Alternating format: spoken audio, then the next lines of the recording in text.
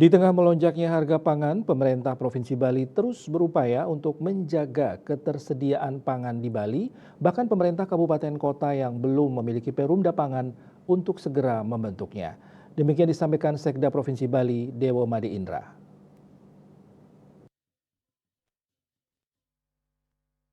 Dengan dibentuknya Perumda, jika di satu kabupaten kota kekurangan bahan pokok beras misalnya, bisa bertukar atau membeli dari kabupaten lain yang ketersediaan berasnya masih aman, sehingga tidak akan terjadi kekurangan stok pangan dan tidak menyebabkan harga yang tinggi.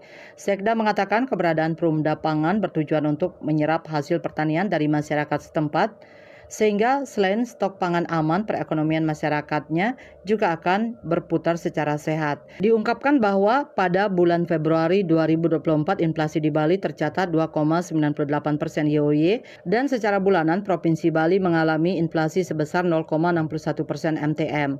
Untuk inflasi YoY, angka ini masih dalam ring target inflasi yaitu 2,5 plus minus 1%.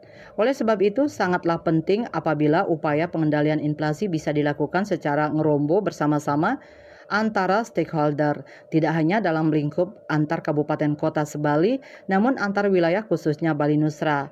Salah satu upaya strategis yang dapat dilakukan adalah optimalisasi kerjasama antar daerah KAD guna mengurangi disparitas pasokan dan harga antar wilayah. TPID perlu mengidentifikasi wilayah surplus dan defisit serta menjadi fasilitator untuk mendorong kerjasama antar daerah untuk menjaga kelancaran distribusi.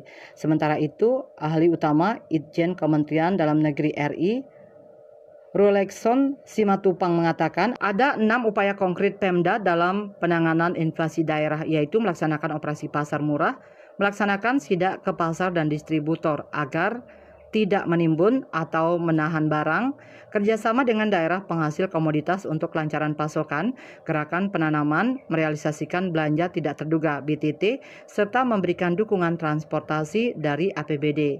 Ketut Winata, Bali Pos melaporkan.